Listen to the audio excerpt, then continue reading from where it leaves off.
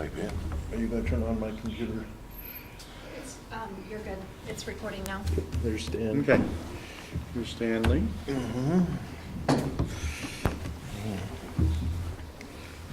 All righty. Let's call this meeting to order. Very interesting. We'll go through the This Terry report. Gottschall, Yo! Gary Peterson, Yes. Stanley Green, Present? Mike Denny's present. Let's do the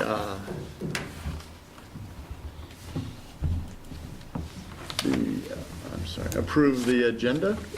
Write this down. Okay. So I'd like to note that we need to, that the agenda from what was sent out yesterday needs to be modified to. It was Oh, modified. okay, The minutes are in there. okay. Okay. What do you Here's, How okay. do I get to where, I need how do I make it? a motion and a May second. I help you, young man? Yes. Just click right here to view the minutes. Oh, okay. So Hey, you're Edward. already in the agenda. Oh, right over Right there. here. So everything's right along here. Okay, thank you Is very that much. okay? Yes, thank you. Hi. So that's where you review. That's where I'll go over there. So let's Right. approve the minutes from last meeting. I approve. Second? Okay. All those in favor? Aye. Aye. Opposed? Nobody? It's unanimous. Okay, let's look at the consent agenda and approve the agenda. Need a motion for that? I move we approve. Second. Second?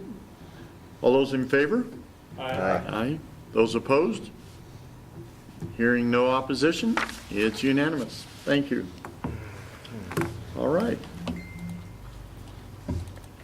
So our last meeting, Stanley showed up, but none of the rest of us did. Shame on us. Thank you, Yeah. Stanley. Dan. So Faithful servant. Yeah. there were, nothing occurred at that meeting, so because there was nothing done, we will move on to our regular agenda, so. Okay. Review and finalize historic property list. And So- we have who on the phone here? We have Spencer Howard on the phone from Northwest Vernacular. And he put together the list based on the information that HPC put together. So I think we could turn it over to Spencer. All right. It's all yours, Spencer. Wonderful, thank you. Well, I'm looking forward to meeting everybody in person, but we really appreciate being able to do this by phone to kind of sort out the list and be able to finalize that. That gives us a lot more time to pull together some more work and to have a bit more materials for when we actually meet in person. Second, the Excel sheet and the list that that the commission had worked up with the tier 1 and tier 2 and the assessor links was fantastic. That was tremendously helpful. So we took that Excel file and we went through and pushed all of that into GIS. And then we looked at what had already been recorded in the state Wizard inventory database to make sure there were no overlaps. There were a couple overlaps, so we trimmed those out. And then both Katie and I went through the properties and narrowed them down to the intensive list and the reconnaissance list. And this was following your recommendations of the tier 1 and tier 2. And then we looked through those to see which ones had the more higher integrity, higher architectural style, or were a little bit more of a unique property type, and tried to make sure those were included in the intensive list. So our lens on looking through this is pretty much exclusively to the assessor photographs and trying to get a kind of a general understanding of the building type and integrity from those. So what we need from you is the intensive list. If there's any and then the reconnaissance list, if there's any changes to that, or if it's good to go. And then the last item that we wanted to talk about was just to confirm for the February 21st public meeting. So those were kind of the three items, and I wasn't sure if you have any preference on how we approach this. Well, what's the feeling of the commission? I'd like to start out by discussing what we want to have on the intensive list. Does anybody check for that? Nope. So I would like to see 620 Southeast State put on the intensive list. That was built in 1892. My understanding is it was one of the houses that was built when the cluster people came here to form the town to get the college launched. So I think it's very significant from that standpoint. What is the address again? 620 Southeast State. Okay. Southeast Date. Date. Was in fruit. Is there a way to bring that up faster than? It's on page 6, Oh, Yeah, thank you. Yeah. bottom of first row, column. Ah, 620. Bottom left. Yeah. Okay. Okay.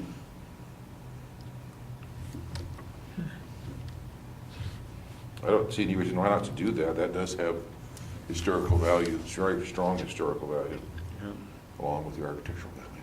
And I don't think it's been modified much. It obviously needs paint, but that's not a disqualifying factor. No. It has patina. Yeah,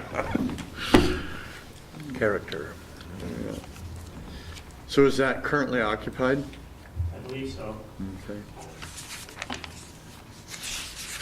No, for a while it was not, but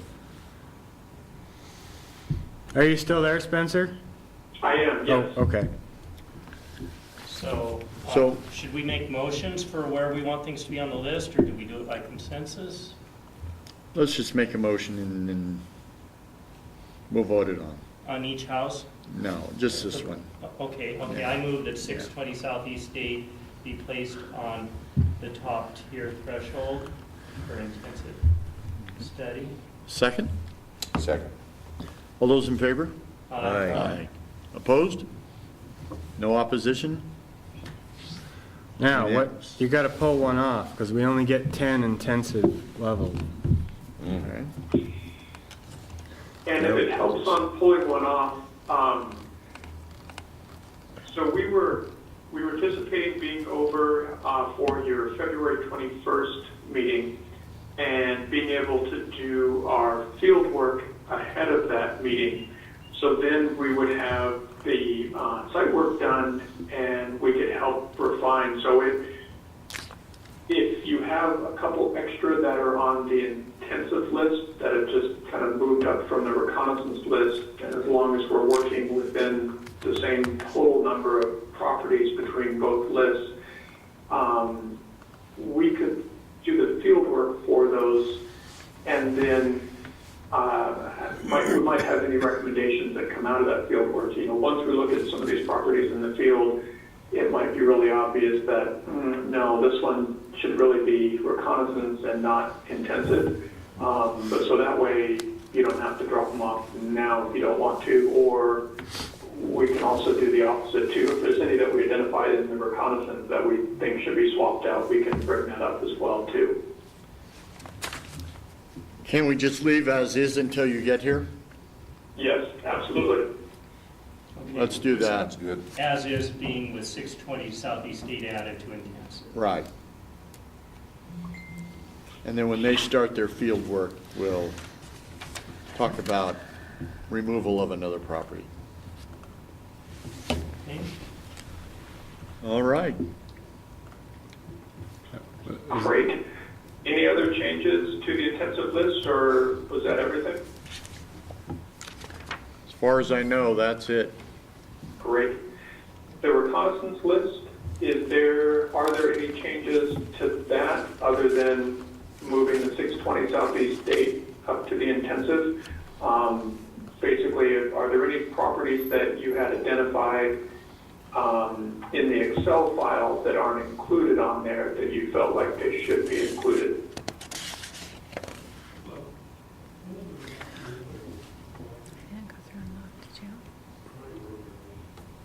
I've been over this list quite a bit, and that was really the only change I was keen on making. I'm just thinking about the home opposite Sager School down there. It's just inside the city limits. Built in 1890. Yeah, but they won't have any idea what you're talking about. Yeah, I know. It's a home that was built in, I guess it's 1909, isn't it? I'm just not seeing it here. Oh, the 1911 one? 1911. On College Avenue? Yeah. You know, I pointed that out to Kim when I gave her a little tour of town, and it has had a number of additions onto the back and side of it, because the original structure would have just been that little. Right. Very And that small disqualified it? Well, I mean, in terms of being moved on to the intensive list, it probably would, Well, but okay, I mean, they'll be looking at all of these, so. okay. Is that here on the reconnaissance list still then, or? It's on page 6 of the reconnaissance list. Yeah. I have a question on the reconnaissance list. We have a number of buildings on the college campus that, you know, I think they would be significant any other place, like the Melvin West building and maybe the library or even the church, you know, due to its size and everything. It's okay to just leave them on the reconnaissance list, but is there a chance that those on reconnaissance will get bumped up? Or maybe they're not in the scope of what we're looking for, I don't know. Well, Spencer's footnote says that the university listings plus what the post office might come from the university or the post office in terms of nominations. Would that mean they could pump up to the intensive list? Is that? Well, How that works. if I may, or Yeah. okay. So we were thinking on the college buildings that we're thinking on the intensive list that those were likely properties where you would have owners that might be interested in pursuing local designation and/or National Register designation. We're anticipating that the college might be reticent on wanting to pursue local designation to have controls applied to their buildings, not knowing the college, but just based on how other colleges have approached local designation within the state. So we were anticipating that you might not get as much sort of community engagement education out of those as you would from some of the other ones. Conversely, too, if you do the reconnaissance level on the college buildings, and which it seems likely they would be recommended as potentially eligible, then that provides a mechanism for the commission to reach out to the college to say, hey, your buildings are pretty amazing.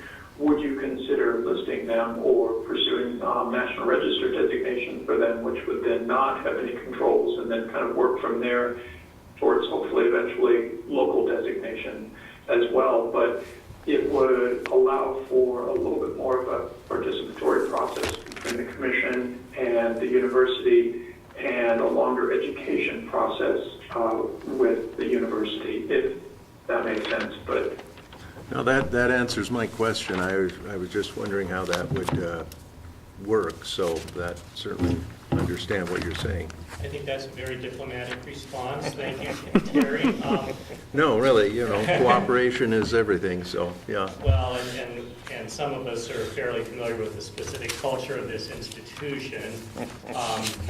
I think I mentioned when we spoke briefly before, I'm a third-generation person from that institution. Terry's family's connections, I believe, go back to the 19th century, don't they? Yeah, I'm a fifth and my son's a sixth. Yeah. Yeah. So, Thank you for that. Yeah, so Terry, how do you feel about taking a role of working with the university on some of these issues? Well, I will happily do it. I suspect that the school would be quite interested in supporting registration, having ruined Bowers Hall. Right. There's not, and I'm not sure the powerhouse belongs on there because the original powerhouse is much better looking than the one that now has the adaptation. But Sittner certainly, the library, absolutely. Right. West, the Fine Arts Center. I don't think the school has any future plans to ruin those. Having said that, those of us who swim every day miss our handicap parking slots on 4th. Thank you very much. I've yet to see anybody riding in that new bike. Sorry. I've used it. Okay. Well, the Old Fogies Club meets at 11 every day at the pool, and we're hiking a whole lot longer than we want to be. But that, I'm told, will be updated in the spring in terms of parking. But I think the school would be happy to be able to brag And just for your about several information, buildings. Terry not only has multiple generations of connection with the institution, but he's been a professor there and is currently a professor there. He's been teaching there how many years? 33. So you 5 months, 14 days, and 12 hours. Not that I'm counting. That's really fantastic. So, I mean, that would be a tremendous educational opportunity and just a collaborative kind of discussion with the university after that reconnaissance to encourage them to look ahead, and especially too if they are thinking about designation and also thinking about their capital planning and capital improvements long term too, then some of those for them may fit together very naturally as well.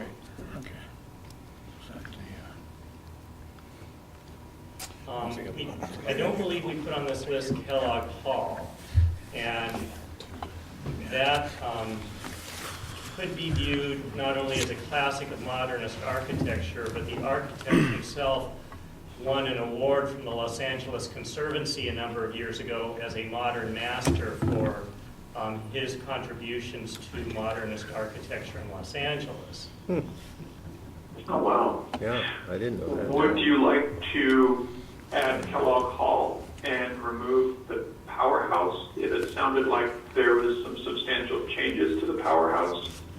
I would be inclined to do that.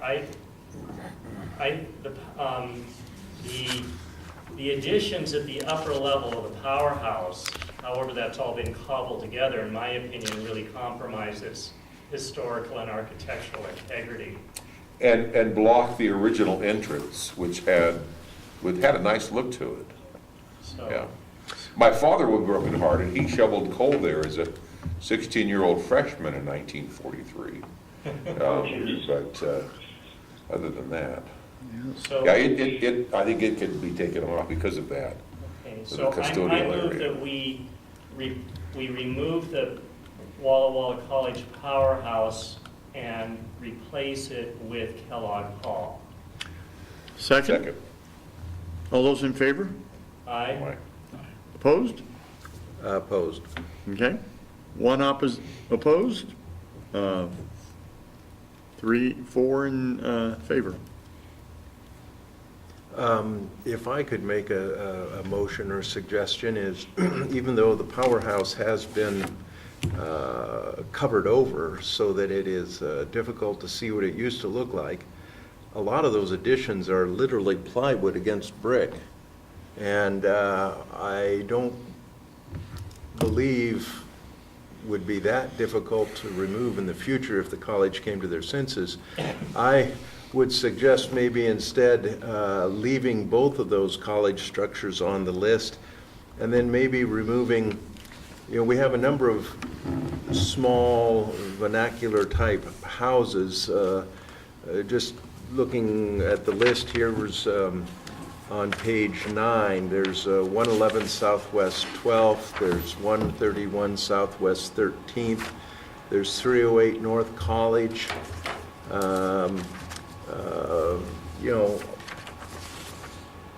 I'm not saying everyone here knows that I'm not saying we should just go with larger structures, but, you know, those 3, 4, 5 in particular, I think, just sort of stand out, if nothing else, as an example of blandness. But they don't really educate us on much, except College Place was settled by poor farmers who did believe in giving their kids an education and sacrificed to do it, but they themselves lived in pretty modest houses. But we have lots of examples of that. Can I, So do you have a proposal? I would propose that we remove 1922, or let me start over. I would propose that we remove 308 North College Avenue from our reconnaissance list and keep the Walla Walla College Powerhouse on the reconnaissance list. Make a trade there. Oh, I'm sorry. You know, one thing that just comes to mind is some of this kind of would maybe be dependent on the attitude of the college. In other words, let's say if you pointed out to the college that, you know, from just a historic point of view and a facility point of view, would the college want to, you know, return some of these buildings to more of their original state? If they think that's something they'd like to participate in, well, then that tends to make that a little more of a viable option. But if they just say, no, we couldn't care less, well, then maybe you go another direction. And this whole list is not engraved in stone, right? We're waiting for Spencer's group to come here to take a final look at it, so things could change. So Sure. certainly. And that's why I thought if we kept the powerhouse there on the reconnaissance list, they might discover something there that, you know, would make us want to go to the college and say, hey, guess what's here underneath this flat-roofed addition that was tacked on in 1969? The old swimming pool. Is that where the old swimming pool? Yeah, oh yeah. I've swum there. Really? Yeah. I had no idea. I thought it had something to do with the laundry. Yeah, John.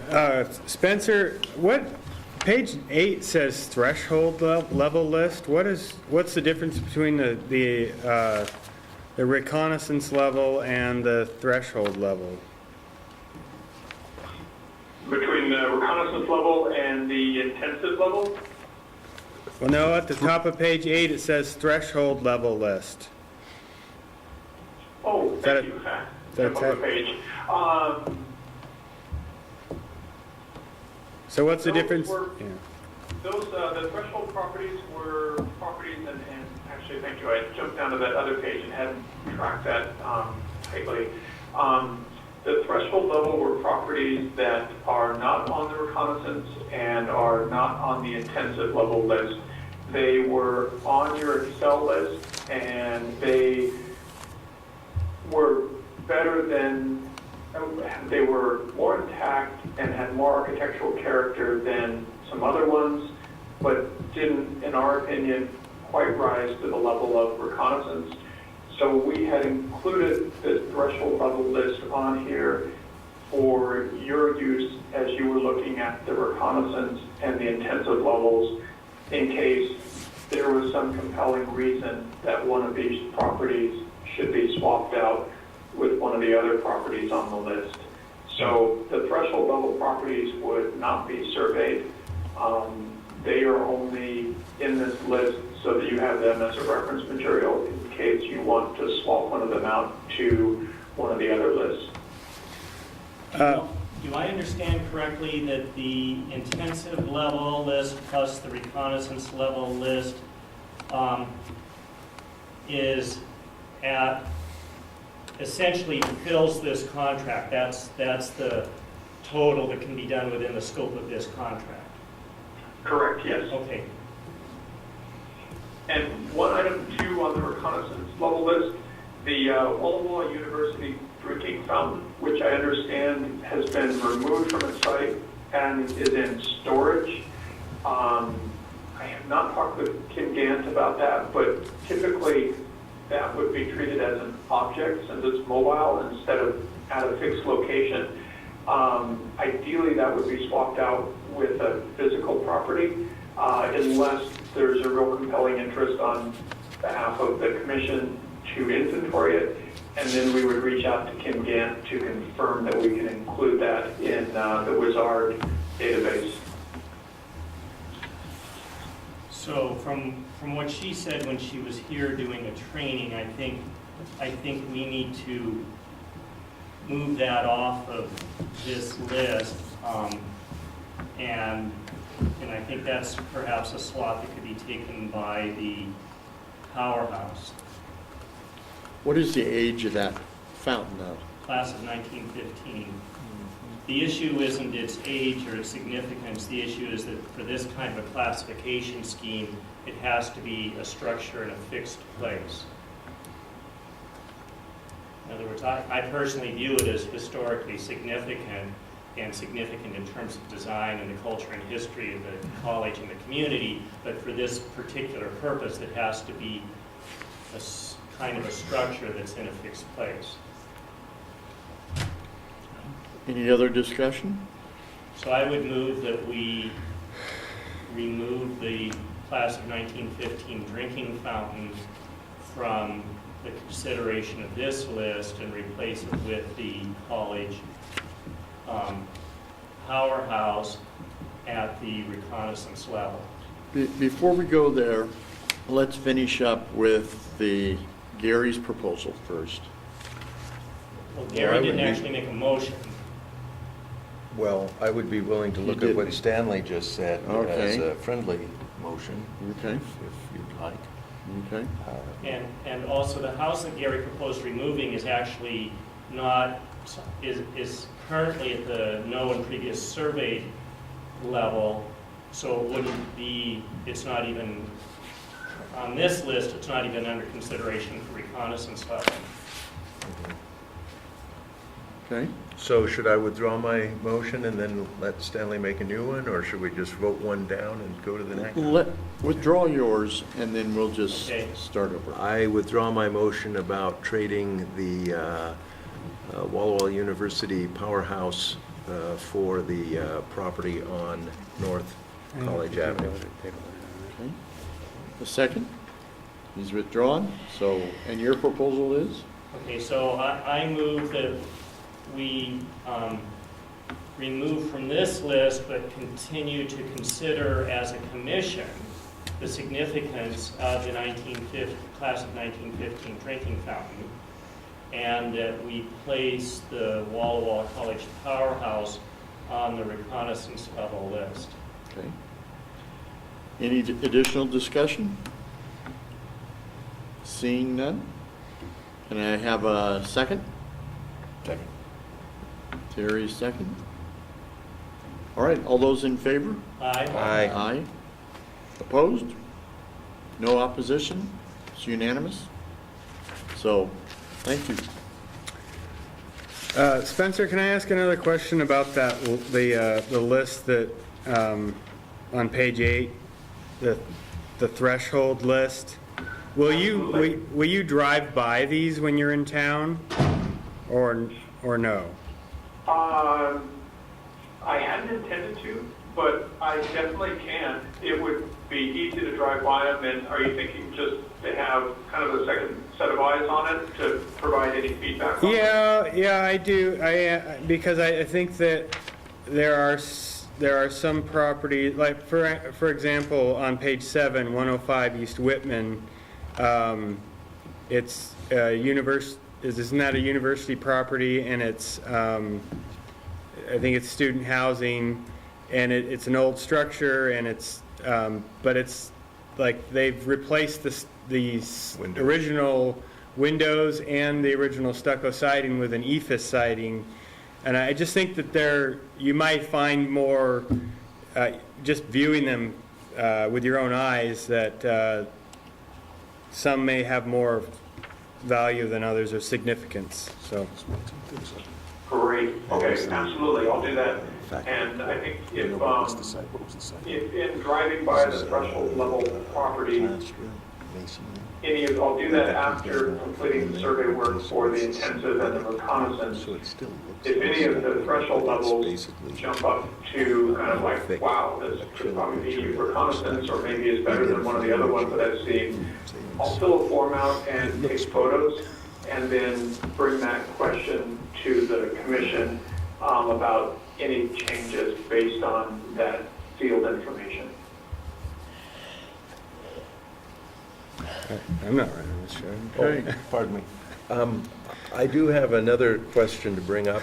On the threshold level list of page 8, we had 36 Northeast Tremont Drive.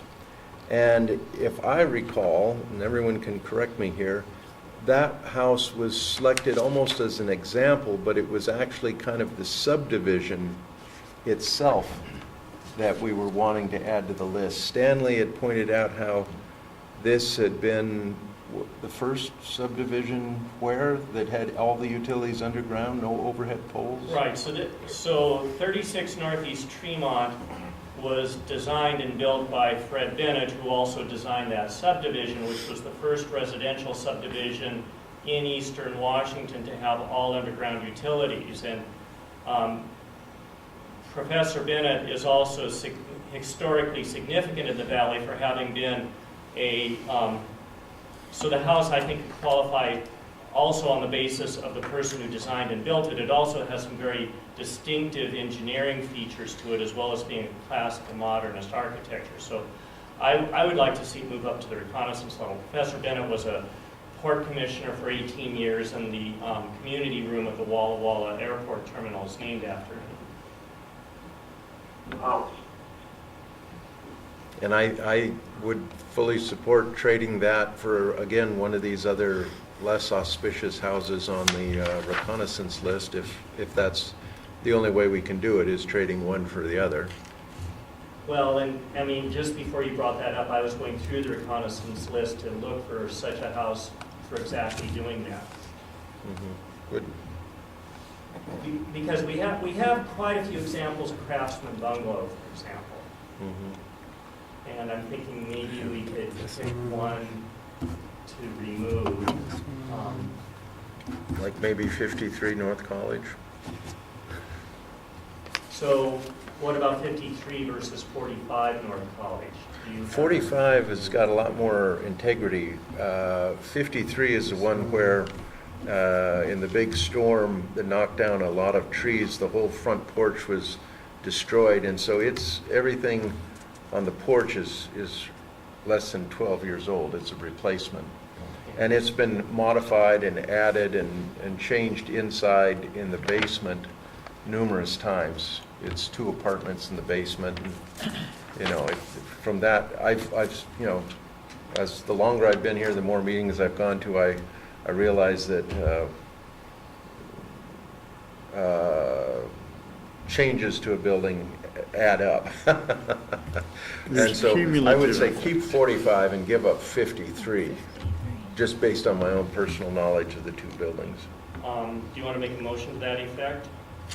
I would move that we put 53 North College Avenue onto the threshold list, and that we move 36 Northeast Tremont Drive and the subdivision it's in from the threshold level list into the reconnaissance list, so that our consultants can advise us on that.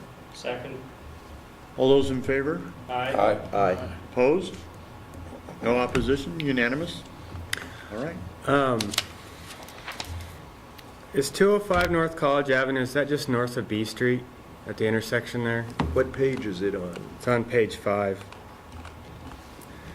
And the reason why I ask is the owners of it just put a big honkin' pergola in front of that window off to the right, the left of the front door.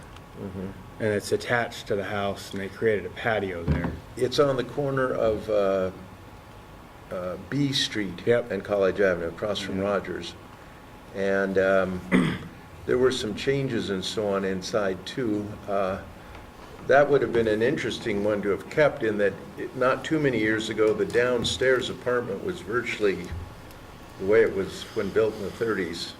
And you could still see where the doctor's office made up that front room, and there were the two separate entrances. I believe now there is only the one front door, which leads into the living room, and the door that led into the doctor's office to the right of the porch has been removed. I can't swear that, but I'd bet on it.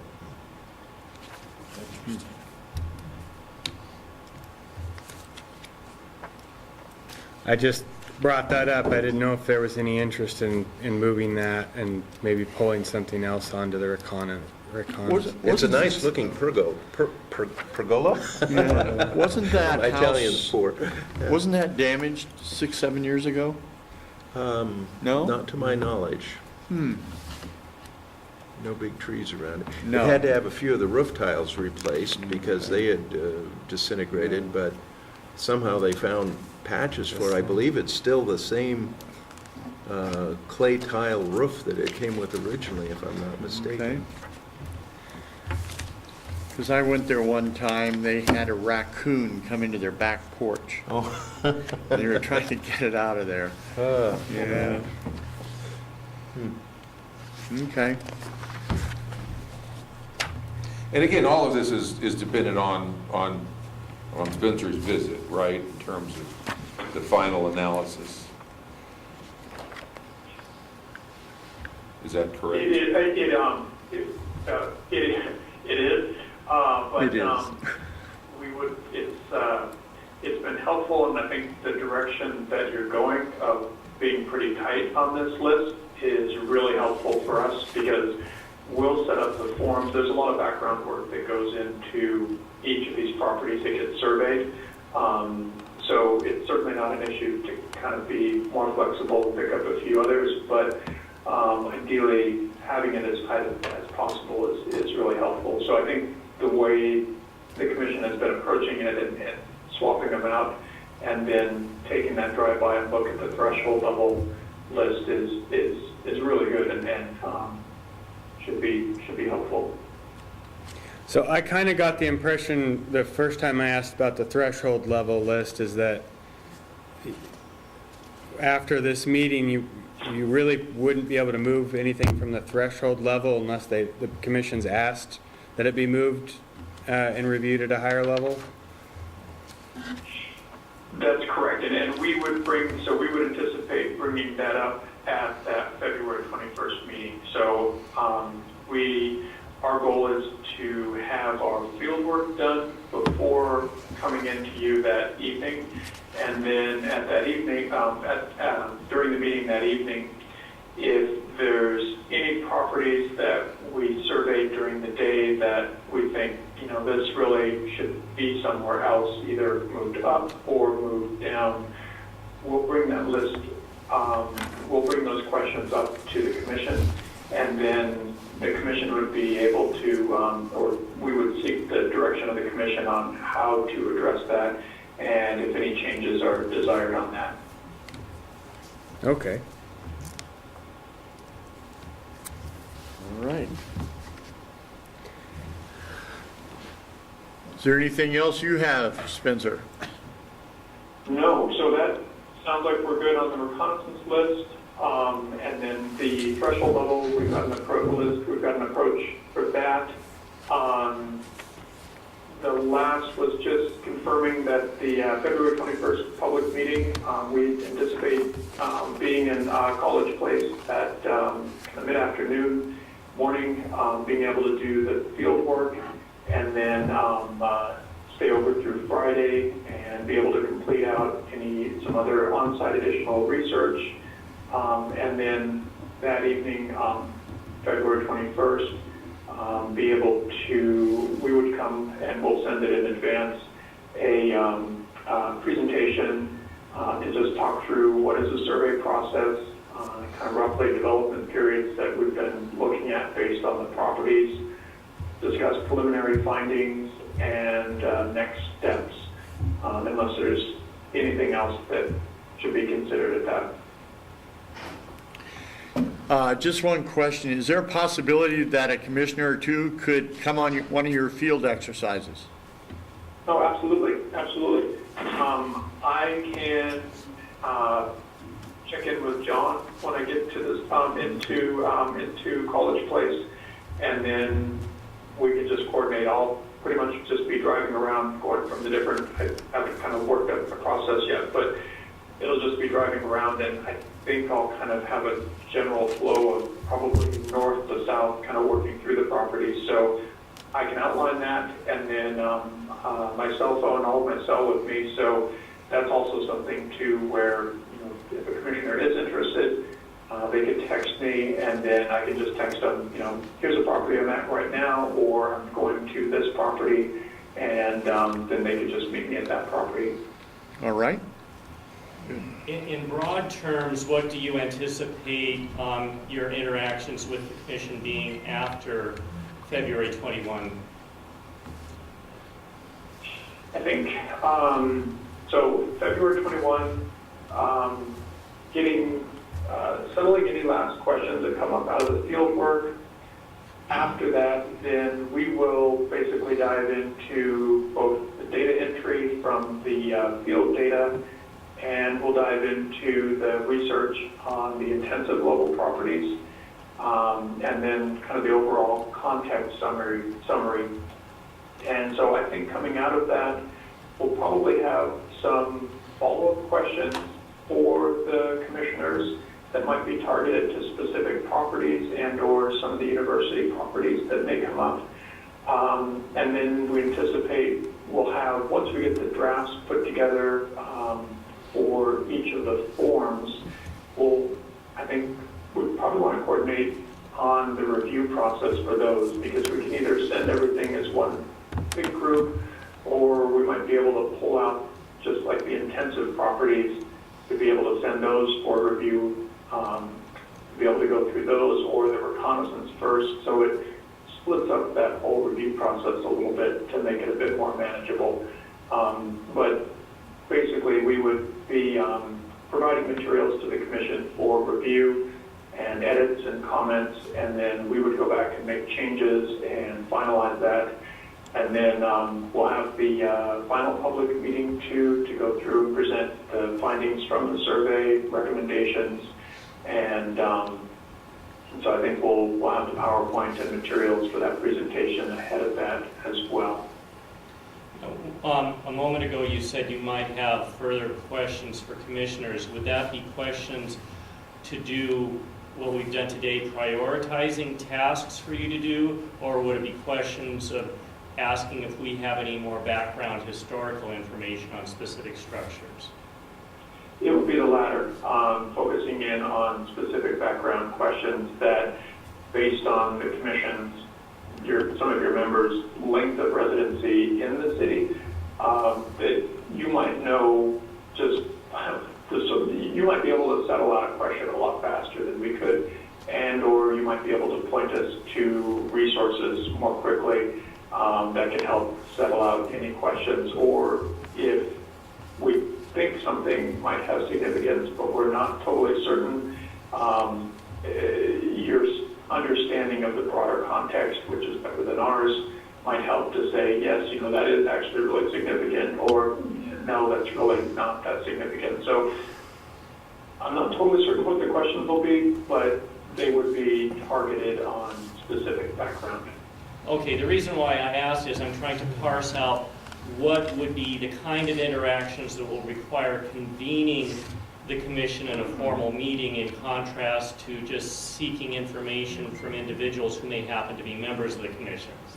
That's what, and if it's the latter, which it sounds like it is, it seems to me that some of that possibly could be done. For example, if you were to email questions to John and he could email them out to the commissioners and we as individuals could respond. Would that make sense? That would be fantastic. All right. Anything else? Any other commissioners with comments? Questions? No? All right. Well, thank you very much. Great, thank thank you. And John, I will follow up with a quick email summarizing these changes. And so for the commission to make sure that kind of confirm that what I've been writing down while you've been talking is correct. And then, yeah, otherwise we're excited to be able to dive into setting up the forms and getting going on the research and background. Sounds good. All right. Thanks, Spencer. Wonderful. Thank you all for your time. Thank you. Thank you. Thank you. Bye. All right. Do you have anything else, Sean? Well, we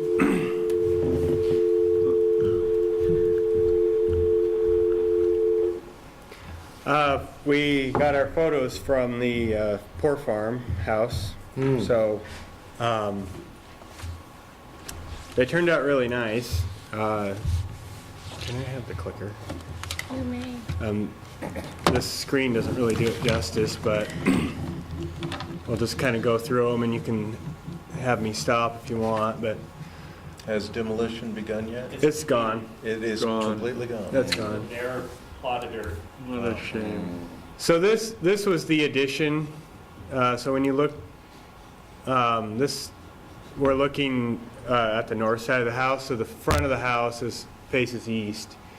And this was an addition that was done at some point. It's still old, but and then in this late 60s and 70s, the previous owner did some weird modifications to windows, and it was really bizarre to go through it and see the things that he took out, and like they were trying to live and maybe even lived in the basement of this portion at one point in time. And you look at it's just bizarre. I don't know why you wouldn't have tried to like fix the roof on the main part and live in that part, like make that more habitable. But so there's the front of it. Really, the material was although it had taken a lot of weather from the sun, it was still solid material. Like this siding, bullnose siding, it had probably only been painted once, and a quick sanding, a light sanding would have knocked off all of the old lead paint, and most of it was still in just pretty good condition. Obviously up there, a lot of wet. This is the east side, so it probably took the most of the heat, but Or the west side. This is the west. the west side, sorry, yeah, not the east side. Oops, I'm going backwards here. West. Another angle there. It's kind of neat seeing these pictures up closer than what any of us have been able to really see from the street. Yeah, Walla Walla 2020 had a tour at the time they inaugurated the sign there, and the owners allowed people to walk around the exterior of the house. I was there for that, but I've never been in. the difference then though was that there were a lot of bushes and there was just a lot of stuff around it, so it was very hard to see the Right. full structure.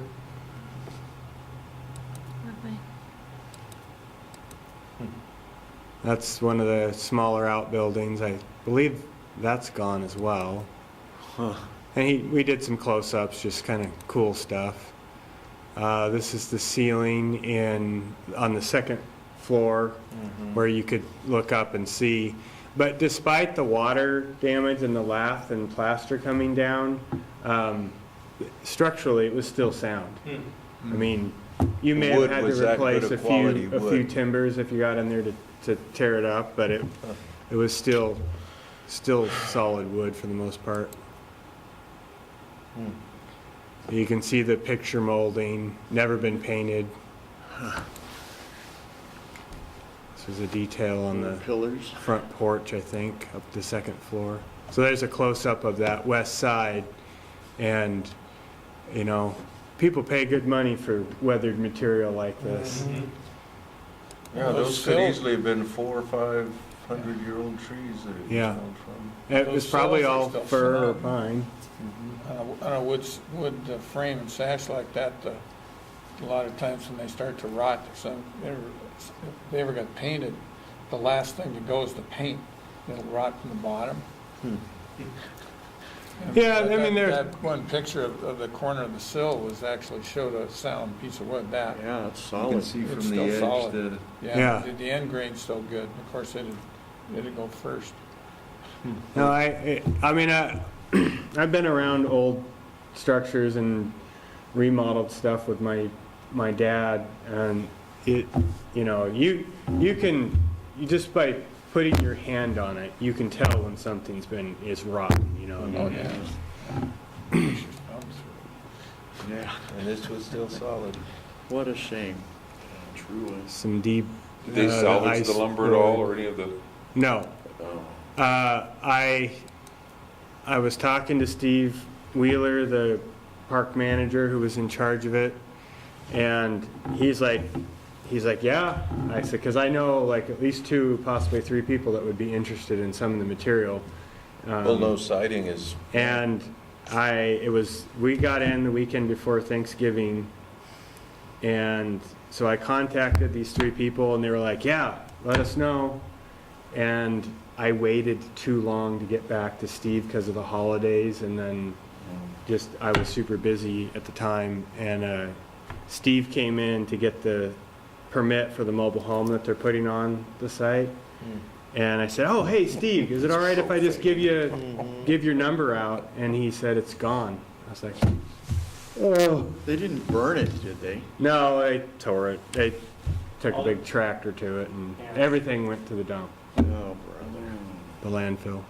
This is the second story of that front porch that some tenant at some point was going to put a staircase in, I guess. So they tore out part of the upper portion of that porch. Weird. It's a close-up. There are 5-panel doors. Most of them had never been painted. This is the hardware for the hinges. Copper. That was the hardware on the doors, the doorknobs, all in perfect mechanical condition. This is some of the wallpaper detailing, probably from the 40s or 50s. Pretty cool prints. Yeah. There was one bathroom in it, and it was on the second story. One bathroom for the whole house? Yep. Wow. It had a big wash basin in it, and apparently it had there's the toilet. Another detail of some of the, At least it was inside. There were at least 15 or 20 people living there, I believe. you know, it's possible that they had some other small facility on or they may outside have or had chamber outhouse. pots. Or Yeah. very simple Looks like old light living room fixtures. door. This is probably an original fixture. Obviously, the bulb's not original, but just a bulb. It was probably an old Edison for years. Big rooms, huh? But look at the molding. Oh yeah, these are It's like a ward or something. probably Yeah. 9-foot ceilings. They were big. They were big rooms. Yeah, I wouldn't be surprised if they had like 4 to 6 men or 4 to 6 women in a room. Yeah. The base molding was you know, Oh, my. 10 or 12 inches, and it was made up of 3 different pieces. Again, you can see never been painted. Probably had, you know, shellac on it or something. So was this originally built as a poor farm Yes. Yeah. structure and not repurposed? The main home, and we'll see it in one of these next pictures, but it was 2 stories with a basement. The kitchen was in the basement. Very low ceilings down there, maybe 6.5-foot ceilings. And then the second floor, you went in the front door off the front porch. It was this big wide hallway. There was a big staircase that went up to another wide hallway, and off of each one of those hallways was 3 pretty much identically shaped rooms. They were big rooms. So from a reuse standpoint, if we could have found a spot for a building like this in a commercial zone or something, I mean, it would have made a great lawyer's office or a, you know, a clinic or something. I mean, but anyhow, it is what it is. It's gone now, so. Too bad they were so anxious. Well, it's pictures like that in the black and white that, you know, made me think that perhaps the interior was all just rotted away, but Well, you look at Obviously, those, I I mean, it wrong. needed a lot of work, Yeah. but for sure. Doable. but it was sound. those cheap, This was on the main floor, so this room had some paint, and some of the doors had been removed, but I would say 90% of them were still there. So there's the bathroom again. The bathroom. There's the staircase. So the banister had been removed. I don't, who knows what was going through the man's head when Why, they, why would somebody remove the banister? maybe they sold it, I don't know. Maybe that got salvaged. I mean, you know, this was definitely removed before there was a hole in the ceiling, so it's just bizarre. So this is looking That's from the the second front floor? door down the hallway to the back door. Oh, that's the main floor. And that went into the basement there. And it had central heating, it looks like. Well, that must be a second bathroom. Well, you're right, so this is the second bathroom. There was another bathroom in it, but it was in the addition. So we're in the understood. addition now, Okay. I think. Yeah. So this is off of, yeah, this is off of, no, we're still, this is the main house still, because there's the staircase. So this was electric heated, or how'd they heat it? I don't know, the furnace wasn't in there. Huh. I just see the Maybe we didn't grates run in the time. floor. I'm just curious. Probably an old coal furnace. Yeah, that was an old coal furnace. Probably. With probably gravity. If you saw grates, it would have been for I think they had, gravity, air, huh? because I don't see any radiators. No. It's fur flooring, yeah, 1x4. Those look like wide doors, all right. So I don't know what had been in here, if there was some other flooring type, because this is the subfloor that was gone.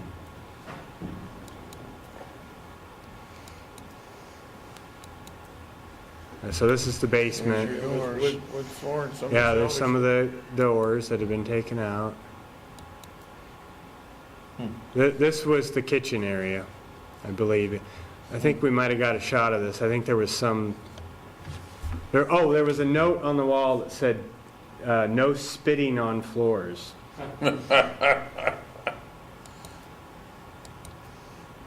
Shoot, we should have got a picture of that. Our photographer was kind of behind us as I was, yeah. I'm glad you got these pictures. Yes. Absolutely. This is in that, there was that Condition. little building out front. It was like a root cellar or a smokehouse or something. It's a water heater. That's block wall there. Yeah. Yeah, that, Water heater? yeah, I don't think it was hooked up. I think somebody had just probably replaced one and that's where it ended up. Huh. Wow. So this is the side you see from the street. So is that the entrance to a cellar? That's the entrance into the basement. They got, and then this was an addition. It got you into the basement of the addition, and then you could get into the old part of the house too from there. Oops, going backwards.